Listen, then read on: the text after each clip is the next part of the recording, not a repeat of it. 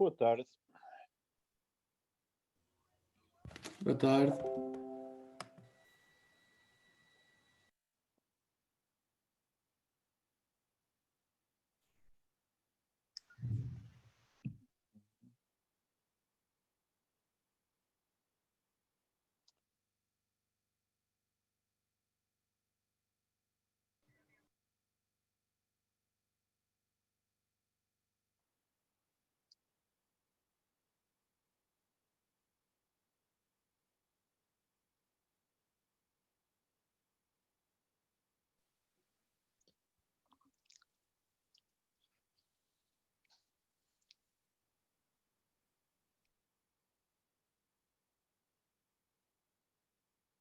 Começaremos a 1h10.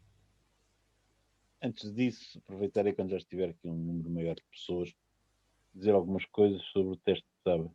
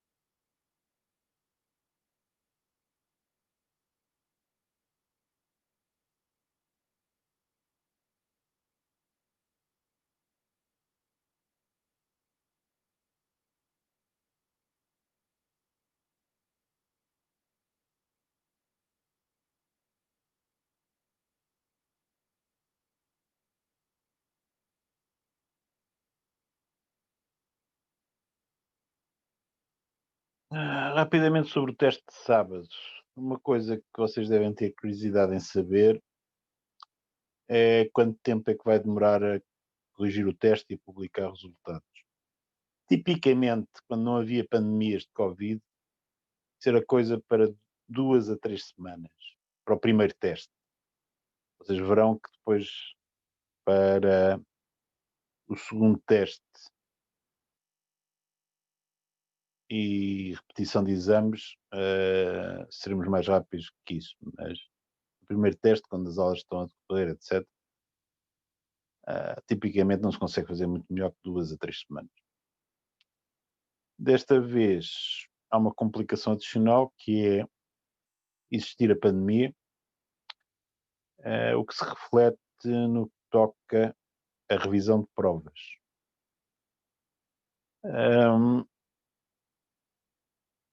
O professor Gonçalves Henriques, que diz que tem experiência de fazer revisões de provas quando houve pandemia, já no semestre passado, diz que o método dele para fazer isso envolvia enviar a todos os alunos as classificações parciais, as classificações pergunta a pergunta, e aguardar pedidos de revisão de prova de uma pergunta específica, mandar depois para trás cópias do teste, etc. Isto afigura-se assim, potencialmente um bocadinho pesado. No entanto, essa primeira parte, vocês ficarem todos com os resultados parciais, pergunta a pergunta, será feita.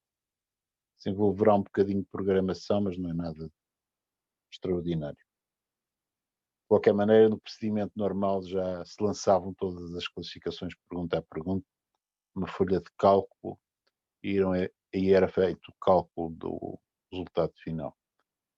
Portanto, é uma questão de exportar o fecheiro que se obtém dessa maneira num formato que possibilite enviar e-mails para todos vocês com os resultados parciais. Portanto, há umas complicaçõezinhas, espero que se resolvam, lidaremos com elas quando chegarmos lá.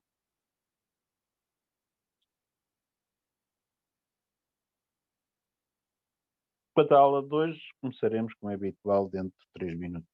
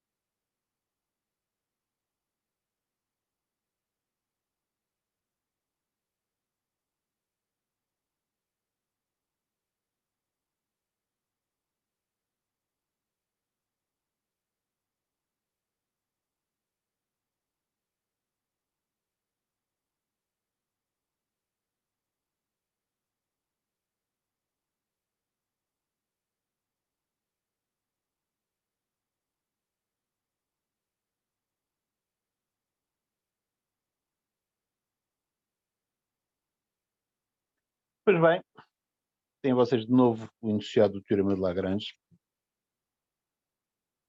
Eu comecei a falar de uma aplicação do teorema na aula passada. Também falei do Teorema de Cauchy e de uma aplicação do Teorema de Cauchy. Digamos, como isto era a véspera do teste, eu achei melhor não ir muito longe, ok? E a aula 2, digamos, é um remoer de algumas dessas coisas. Embora na aula 2 iremos mais além do que fizemos na aula passada.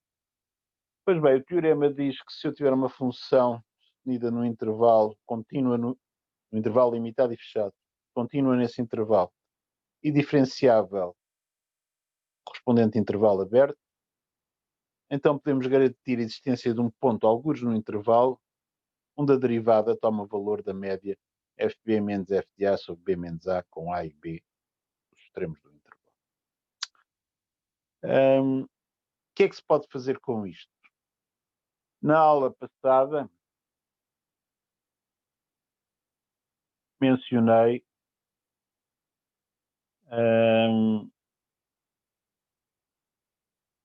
os seguintes resultados.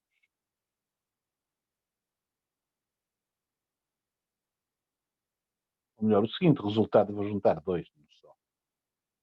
Se f em i com i um intervalo aberto, seja, f com i um intervalo aberto,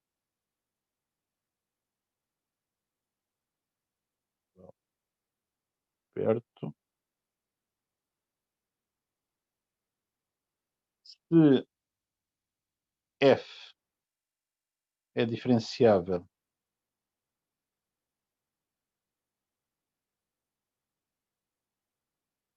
em i, então f é crescente em i,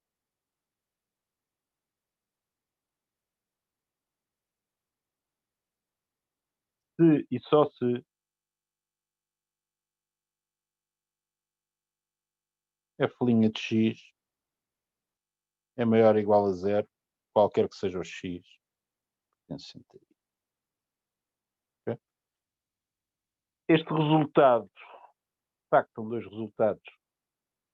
A função é diferenciável no intervalo aberto e é crescente. Então é fácil de verificar, recorrendo à definição de derivada, que a derivada é maior ou igual a zero.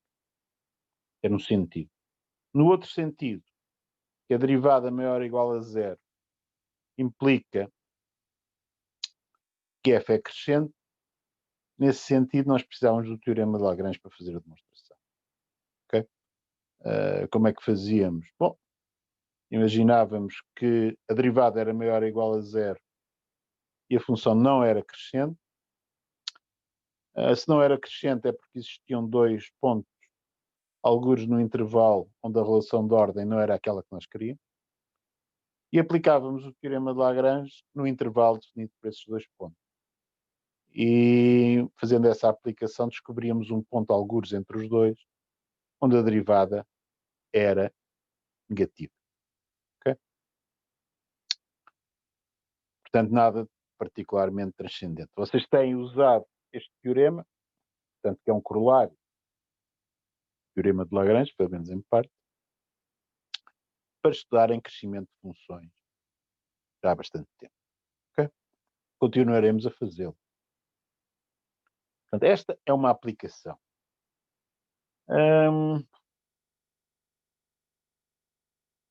Nós vamos usar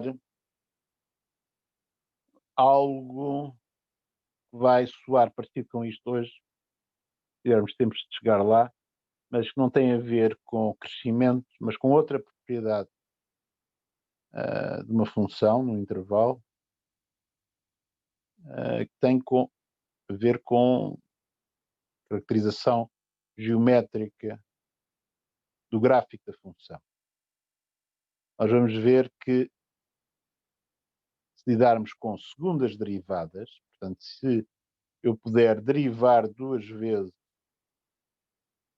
uma função num intervalo aberto, então a segunda derivada, ou seja, a derivada da derivada, vai-me dar informações relativas à convexidade de maneira similar do que a primeira derivada dava em ordem ao crescimento. Okay? Portanto, iremos ver isso. Essa será mais uma aplicação em que o raciocínio baseado no teorema de Lagrange não será muito diferente do que era neste resultado.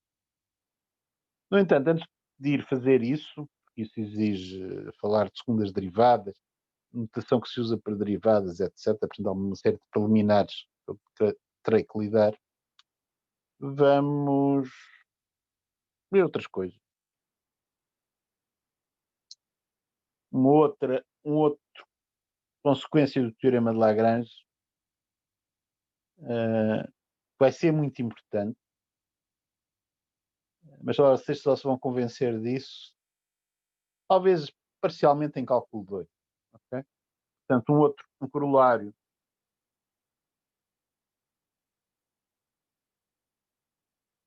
do teorema de Lagrange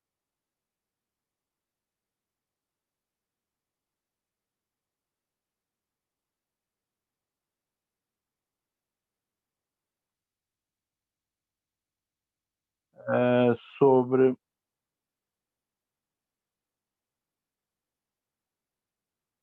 digamos, estimativa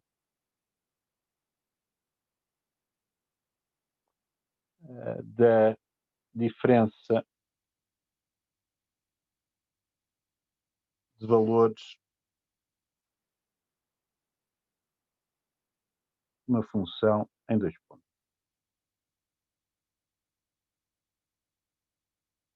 Peço desculpa de não ter aqui um nome de matemático ou maneira mais simples de abreviar isto.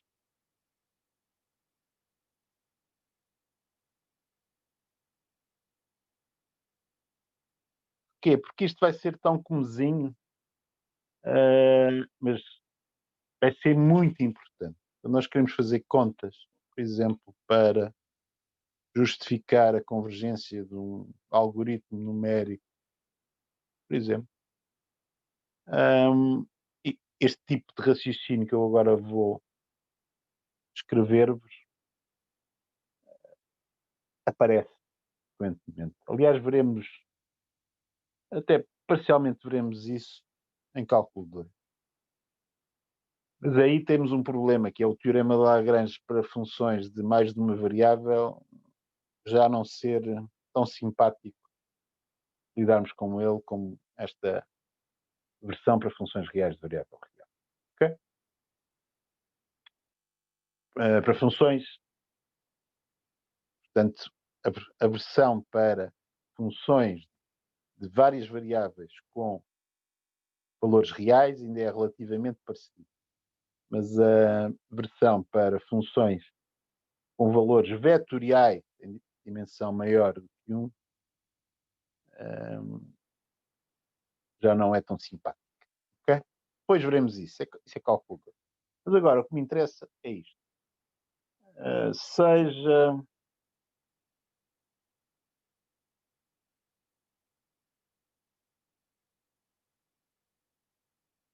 f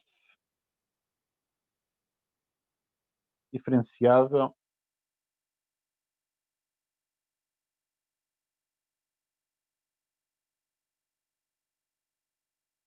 no intervalo aberto.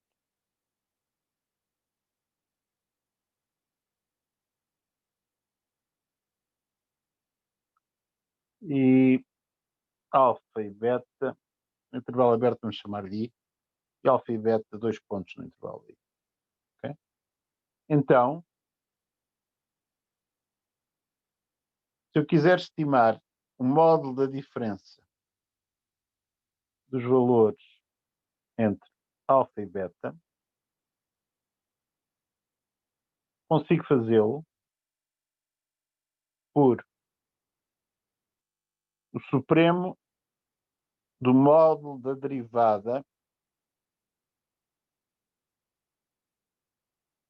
com x a variar em i, vezes a distância entre alfa e beta. A distância entre alfa e beta, claro está que é beta menos alfa. Não é? Aí,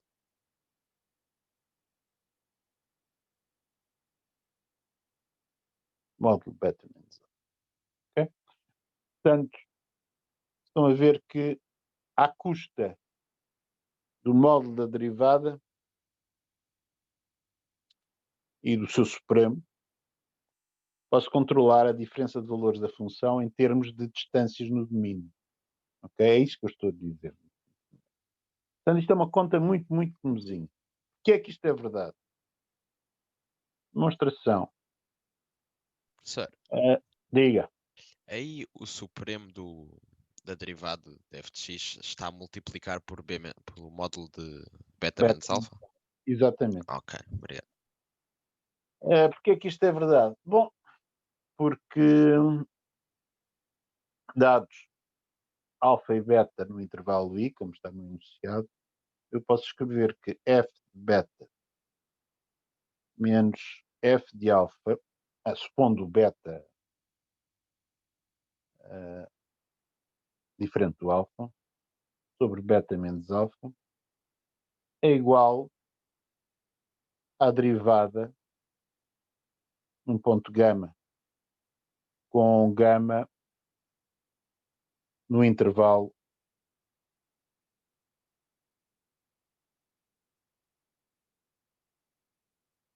limitado por alfa e beta. Ok? Bom, e agora é uma questão de tomarmos módulos de ambos os lados da igualdade.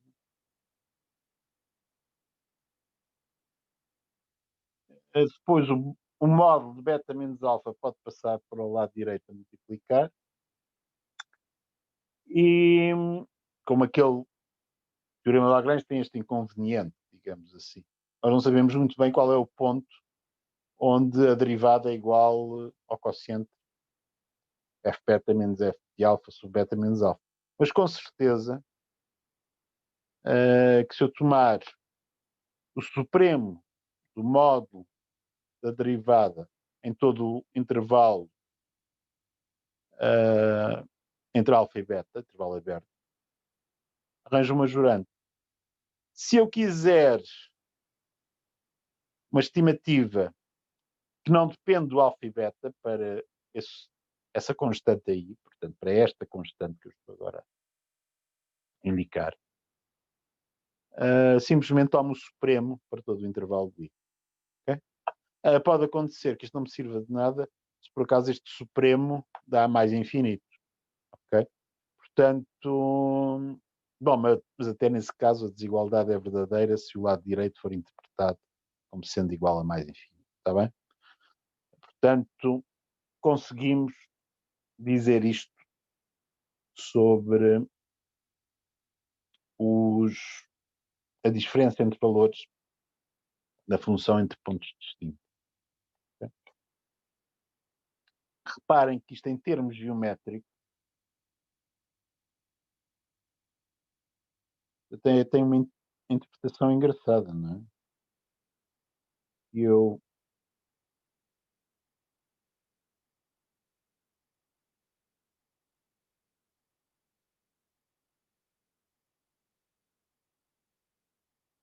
vou ajustar aqui sistema 2 e suponham que tem aqui um ponto. O intervalo i, posso supor que é qualquer coisa dali ali, está bem? Bom, dizer que se eu tiver aqui um ponto gama aqui no meio, verifico uma desigualdade deste género, portanto que f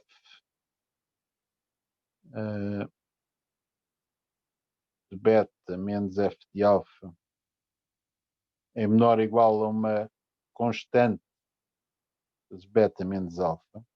No caso daquele supremo, se ter um número real, quer dizer que se eu tiver um ponto gráfico acolá, então de certeza que outros pontos do gráfico da função estarão numa região definida por duas retas passantes pelo ponto gama, f de gama, ok? Será o f de gama, será ele algo. E que estas retas têm o declive igual a esta constante C que eu pus aqui, que será aquele supremo, ok? E uma delas, e a outra tem menos esse declive, ok? Portanto, isto diz-me que não posso crescer muito depressa com a minha função e que a taxa de crescimento máximo tem a ver com o supremo do módulo da derivada. O que, com a nossa interpretação da derivada, faz perfeito sentido.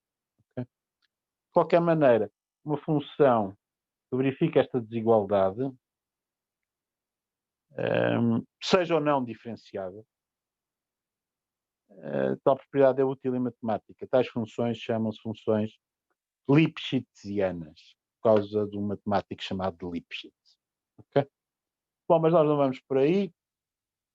Fica aqui a observação que esta é uma consequência que mais tarde, com o tempo, nos iremos convencendo que é importante.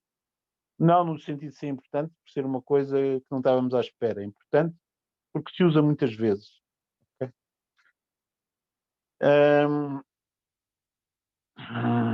No gráfico é f de gama, eu pus gama. Ok? Eu-me Sofia a perguntar isso.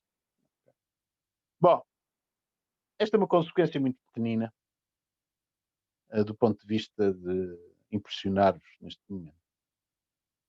Vamos ver outra, um pouco mais,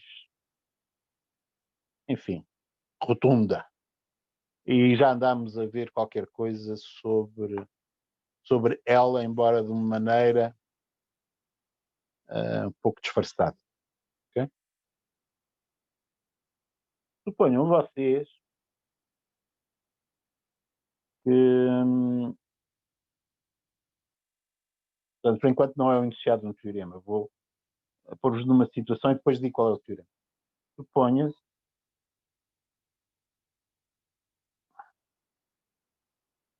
que a derivada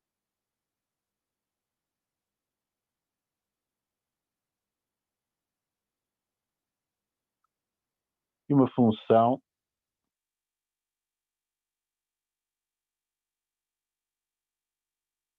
f definida numa vizinhança de um ponto A, ok?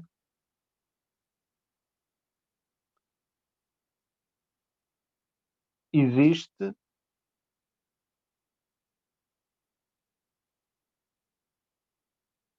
a vizinhança epsilon de A,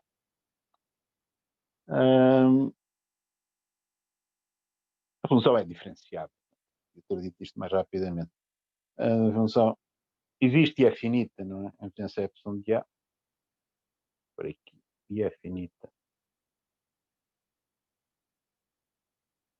Epsilon de A, portanto, a função é diferenciável e existe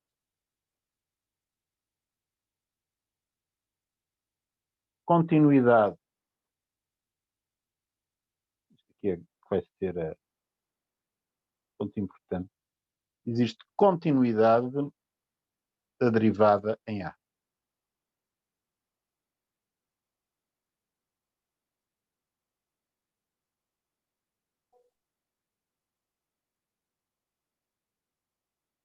Ou melhor, já seria exagerar. Okay? Existe limite quando x tende para A, por x diferente de A, de f' de x. Okay? Notem que eu escolhi o ponto A no cálculo deste limite. Portanto, existe limite da derivada para o ponto A. Okay?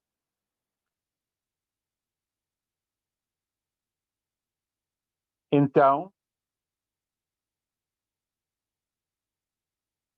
qual será a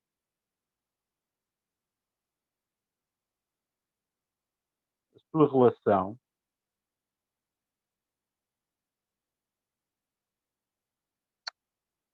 com f' de A? Okay? Portanto, esta é a questão.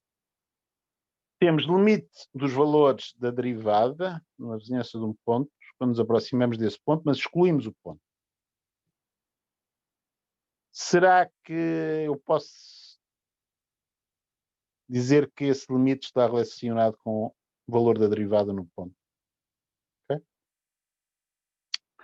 Bom, como é que eu respondo a isto? A derivada do f do ponto A, okay, é o limite, quando h tende para zero, de f de A mais h menos f de A sobre h. Okay? É isto a definição de derivada. Só que eu estou a supor aqui que a função é diferenciável naquela vizinhança de A. Okay? Portanto, não estou só a supor que existe derivada no ponto A, estou a supor que ali perto existe derivada sempre. Portanto, em particular, se h for suficientemente pequeno,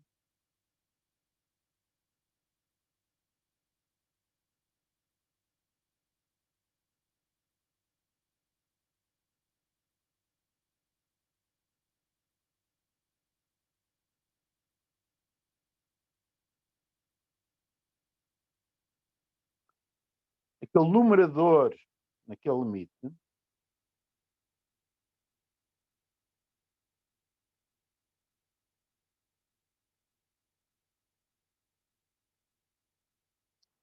pode ser escrito como sendo igual à diferença dos argumentos, que é o h, vezes uma derivada num ponto algures entre A e A mais H. Vamos escrever esse ponto da forma A mais θH para um certo θ. Portanto, eu estou a supor que aquele θ é o número entre 0 e 1. Okay? Porquê? Pelo teorema de Lagrange. Ou seja, a ideia que eu estou a dar é que talvez eu possa olhar para o limite da razão incremental da derivada no ponto A, olhando para esta substituição no numerador do limite da razão incremental. Isto se a função for diferenciável naquela vizinhança. Okay? E, de facto, obtemos o seguinte resultado. Okay? Portanto, isto era a motivação. Já agora, nós vimos já uma situação em que não havia relação entre a derivada no ponto e o limite. Mas nessa altura o limite não existia. Portanto, eu vou querer rever, muito rapidamente, umas contas que andei a fazer há uns tempos atrás, não foi assim há tanto tempo.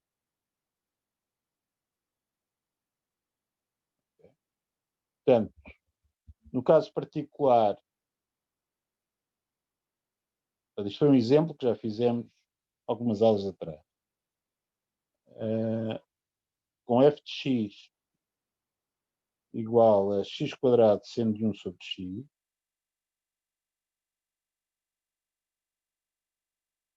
para x diferente de 0, e 0 se x igual a 0,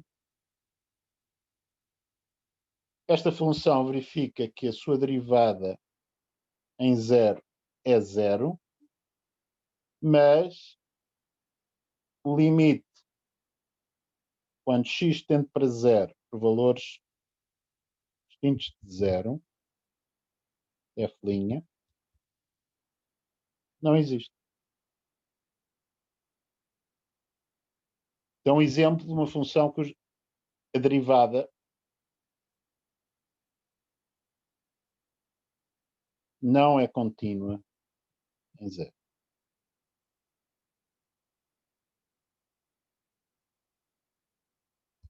Okay?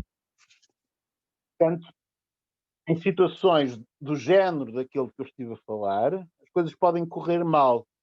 Só que, nesta situação, o limite da derivada não existia. Eu agora estou a dizer, mas se o limite da derivada existir, será que eu posso dizer que vai ser igual ao valor da derivada no ponto? A resposta é sim. Vamos pôr isso como um teorema. Portanto, agora, já libertando-me do exemplo e da motivação,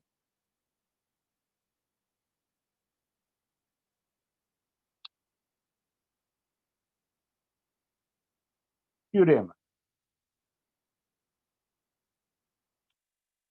Seja f, definida na vizinhança de um ponto A,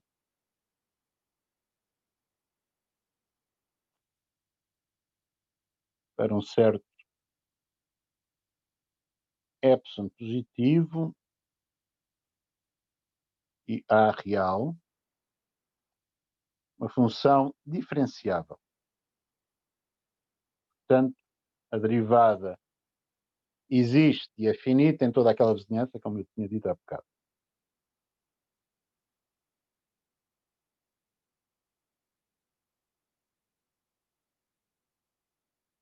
Se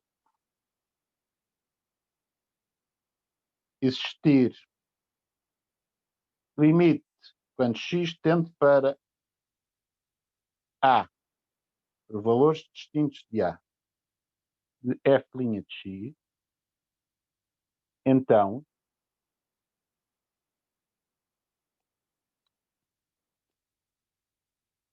f' de A tem o valor deste limite.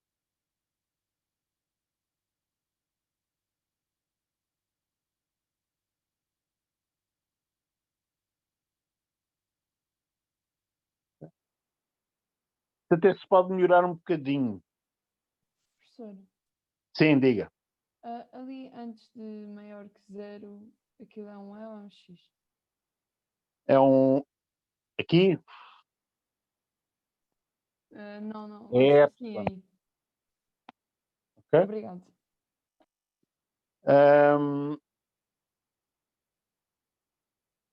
Porquê é que isto é verdade?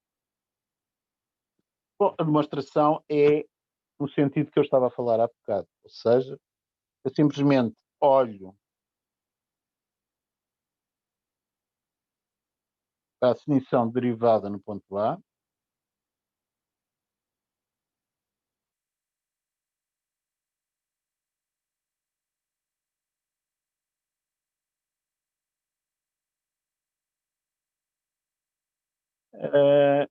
e digo, bom, este f de A mais H menos f de A há de se poder escrever como H vezes um f' C com C entre A e A mais H. Okay? De maneira que este limite há de ser um limite quando H tende para zero do f' de C. Ok? Limite esse que eu estou a supor que existe. Faz parte da hipótese do teorema. Bom, pensemos assim. Suponha-se que um delta maior que zero é dado. Ok?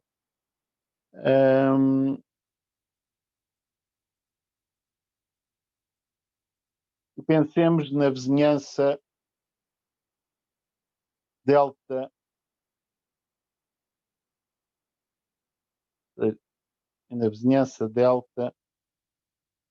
do valor do limite quando h tende para zero, valores distintos de zero. Era uma coisa que não tinha escrito. Dos f' de C. Com C naquelas condições. Okay? Pois bem, para delta suficientemente pequeno, eu tenho a certeza que os f' estão nessa vizinhança do limite da derivada. Okay? Bom, mas graças a esta igualdade, como o C está mais perto do A que o A mais H, vou dizer isso. Então, se eu obrigar o H em modo de ser menor do que delta, eu também tenho a certeza que a razão incremental está na mesma vizinhança delta do limite. Se eu pegar na definição de limite, então vemos que a derivada no ponto vai existir e vai ser igual ao limite da derivada. Okay? Portanto, é uma brincadeira com a definição de limite e usando o facto que o teorema de Lagrange me garante que a derivada, o ponto onde a derivada toma aquele valor da fb menos f de A sobre b menos A, está entre o A e o B. Okay? Portanto, tenho certeza disto. Este resultado pode ser melhorado de várias maneiras. Vou apagar aqui a parte da demonstração, que não é demonstração, é sugerir o que é importante para fazer a demonstração. O meu espaço não era grande coisa para fazer isso.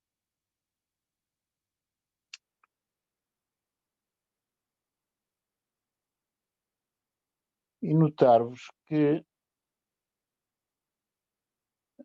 posso melhorar, tenho aqui,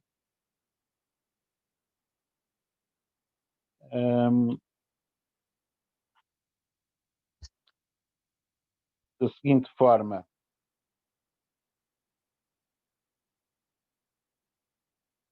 Tirar aqui este se eu posso simplesmente supor que a função é diferenciável em vizinhança epsilon de A menos o A e continua em A. Okay?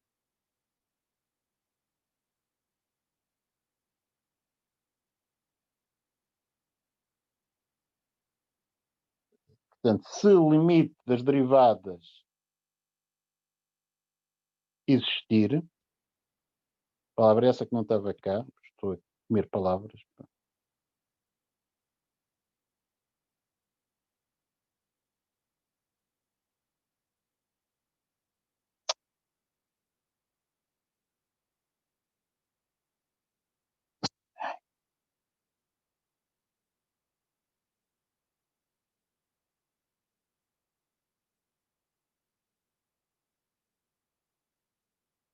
Então,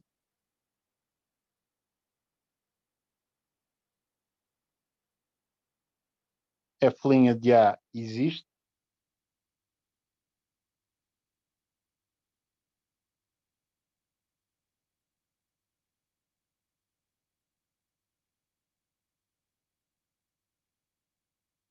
E f' de A igual ao limite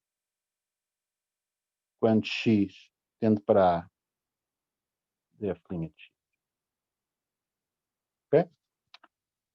Portanto, eu posso tirar a suposição de que a função já era a partida diferenciável no ponto A, só exigir continuidade lá, que é feito graças à propriedade do teorema de Lagrange, que nos extremos do intervalo só preciso de continuidade. Certo? E o mesmo raciocínio permite garantir a igualdade entre a derivada no ponto e o valor do limite da derivada. Isto também se pode fazer, mas isto agora já não vou alterar o enunciado, é o mais geral que eu posso fazer, mas também posso fazer variações disto. Observação. Isto funciona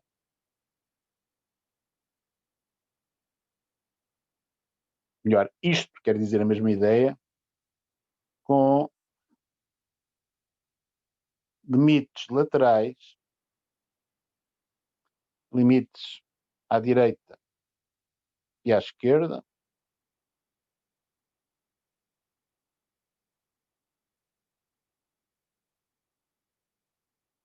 e derivada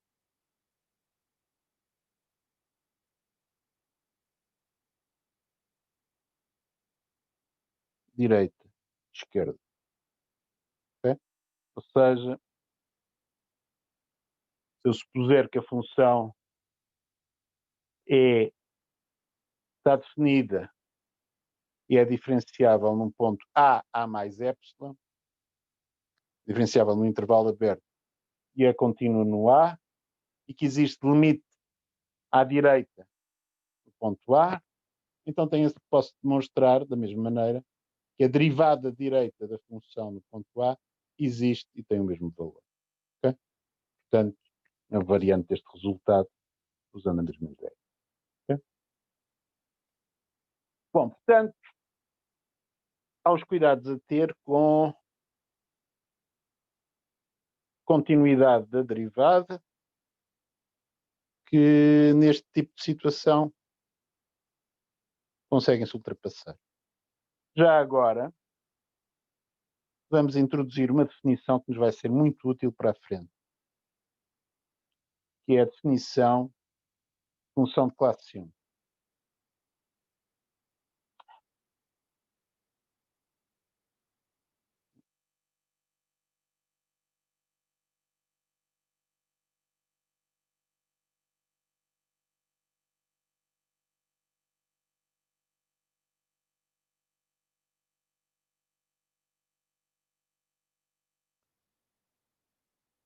Seja f definida em I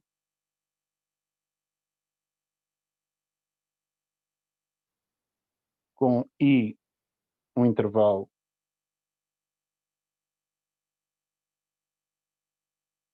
aberto, F diz-se de classe C1. Portanto, é um C com 1 como expoente de I, ou simplesmente C1 sem o parênteses I, se a derivada de F existir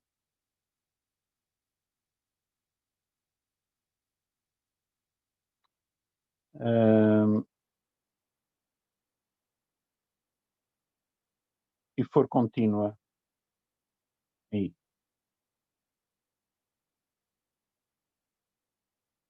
Okay? No momento em que existe que é contínua, os valores da derivada também são finitos. Não é? Portanto,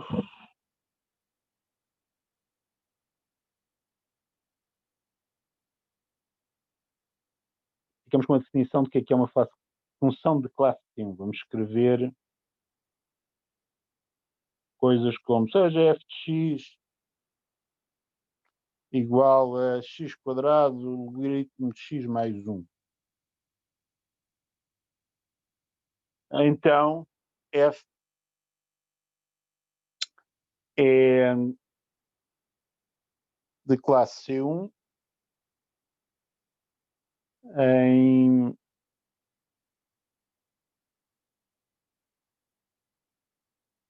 menos 1 mais infinito. Certo?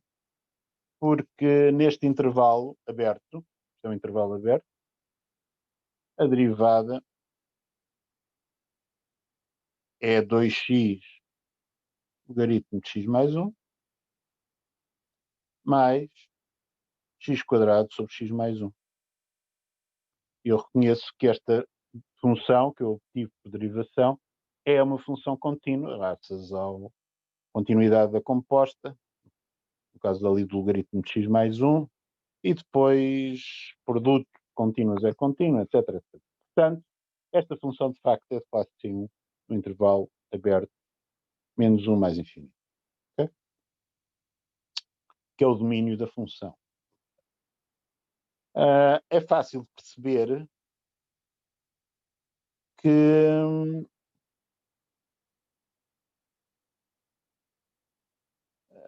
as funções podem ser um bocadinho piores, ainda sendo de classe C1. Não, vamos ver aquilo em que eu estou a pensar já, que é, é o segundo tema da aula de hoje.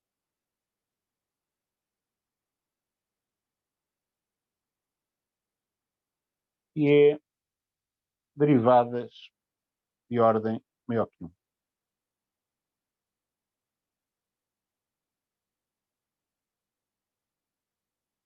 Okay?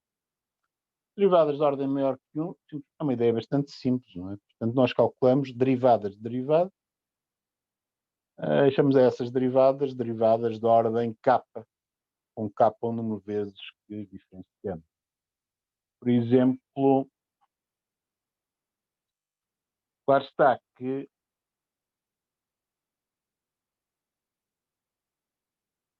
por exemplo, para a ordem 2, a segunda derivada muitas vezes é indicada daquela forma, f, depois duas linhas em expoente, portanto isto será a derivada da derivada. Okay? Uma terceira derivada já é a derivada da segunda derivada. Bom, mas rapidamente toda a gente se perde, não é? De maneira que quando chega à quarta ordem, muitas vezes ou põe-se aqui chega à quarta ordem, depois aqui um 4, entre parênteses, como expoente, isto é derivada da derivada de terceira ordem, que também se pode indicar assim. Okay? Portanto, a derivada de ordem k, enfim, enquanto a ordem não é maior que 3, maior que 3, sim, pomos linhas, mas depois indicamos um expoente com um número lá dentro para indicar a ordem de derivação, ou se usarmos a chamada notação de Leibniz, portanto, uma outra maneira de falar de símbolo para a derivada de uma função f, se a função for f de x, a letra que usamos para a variável independente é um x, muitas vezes nós escreveremos df dx, significando a derivada de f em ordem a x, e se a variável dependente for y, muitas vezes até escreveremos dy dx. Okay? Portanto, claro está que há notações para a segunda derivada via notação de Leibniz, serão d2f dx2. Reparem que a localização do 2 é a seguir ao d no numerador e a seguir ao x em denominador, ou d2y dx2. Okay? E por aí fora. Portanto, em geral, a derivada de ordem k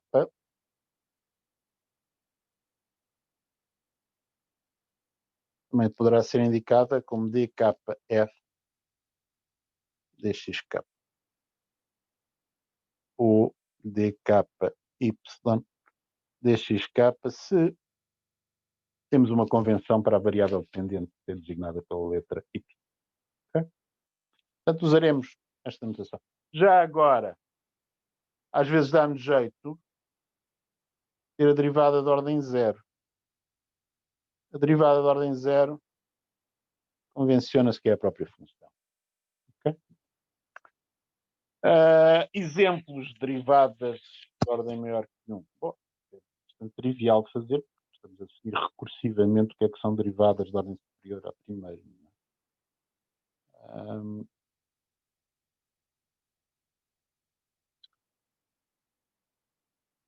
Portanto, se eu tiver, sei lá,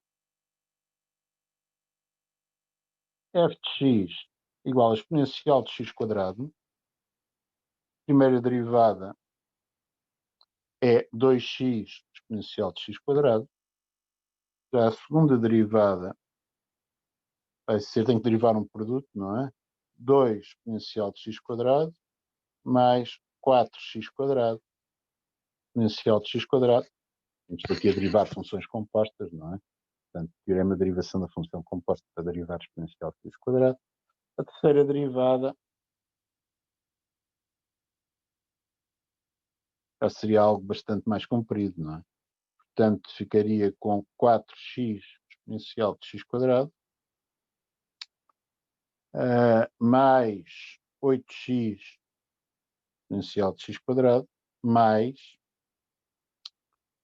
8x ao cubo exponencial de x quadrado. Ok? E podia continuar indefinidamente. Portanto, reparem, para uma função como exponencial de x quadrado, eu posso derivar tantas vezes quanto eu quiser. Poderia facilmente justificar isto dizendo, consigo provar por indução que a derivada vai ser sempre um polinómio vezes exponencial de x quadrado. Faça, não é um exercício. Provar por indução que a derivada exponencial de x quadrado, de qualquer ordem, é um polinómio vezes exponencial de x quadrado. Bom, esta função já agora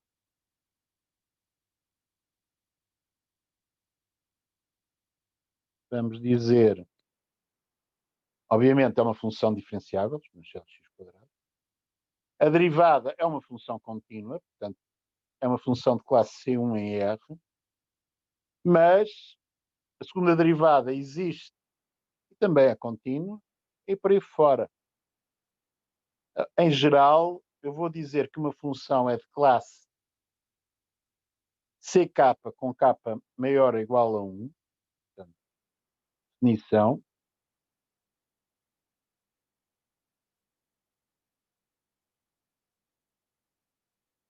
F definida em I, valores em R, com I um intervalo aberto.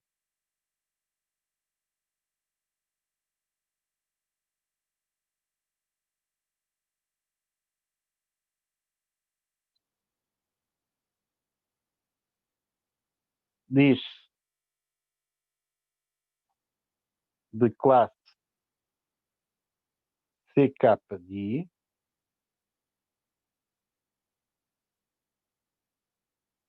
para K natural positivo, se F for K vezes diferenciável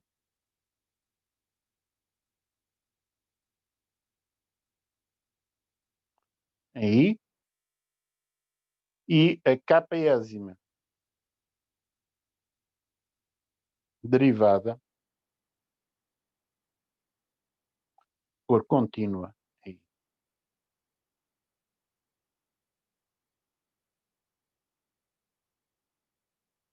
É fácil de reconhecer das contas que eu fiz e de como nós percebemos que isto vai continuar, que este F que eu tenho aqui é de classe CK para qualquer K maior ou igual a 1.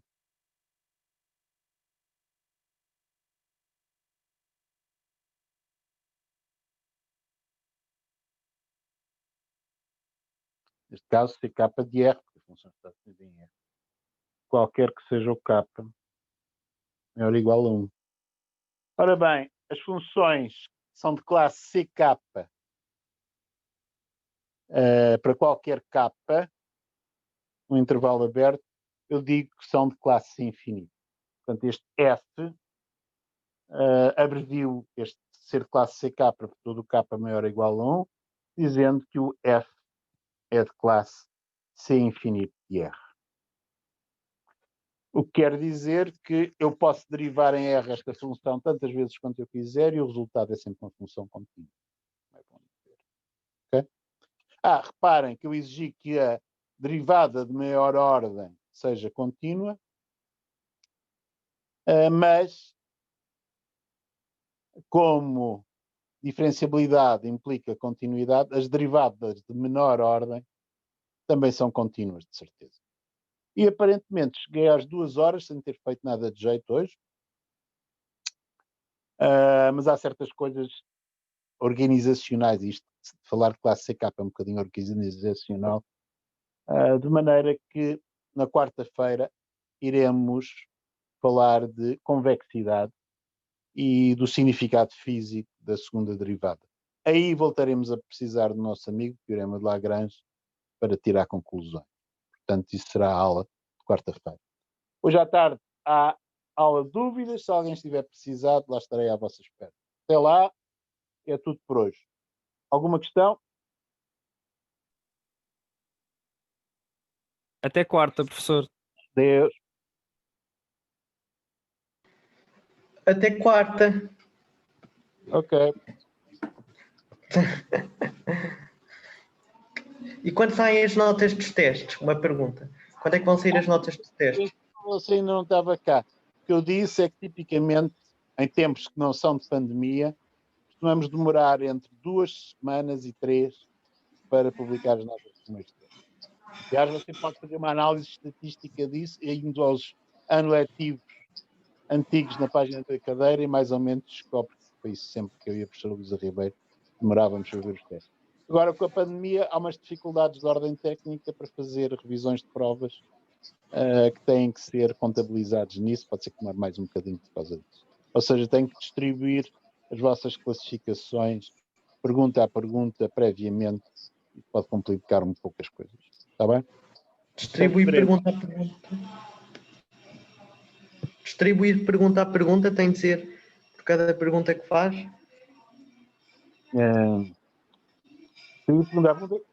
Estou a falar das cotações parciais de cada pergunta. Okay? Sim. Portanto, o distribuir é mandar para vocês por e-mail ou qualquer coisa do tipo. Okay? Sim. Vem quando? Ou seja, se você, não vai haver uma revisão de provas em que vocês têm na mão a vossa prova. Ok? Portanto, isso tudo tem que ser remoto. Portanto, para organizar isso, vocês precisam saber que notas têm em cada pergunta para dizer nesta tive 0,1 quando estava à espera de 1. Ok? E, portanto, quero ver essa pergunta. Está bem? E as notas antes de revisão? Com as notas antes de revisão aparecem no site da cadeira e isso espero que esteja feito em 2 semanas e tal. Está bem? Ok. Então é na semana de 30 de novembro a 4 de dezembro. Sim, espero que esteja aí. Claro está que depende de muita coisa, veremos se é assim, mas trabalharemos para isso. Está bom? Eu depois logo vos direi quando tiver uma informação mais concreta. Adeus. Adeus, até quarta. Até quarta. Então.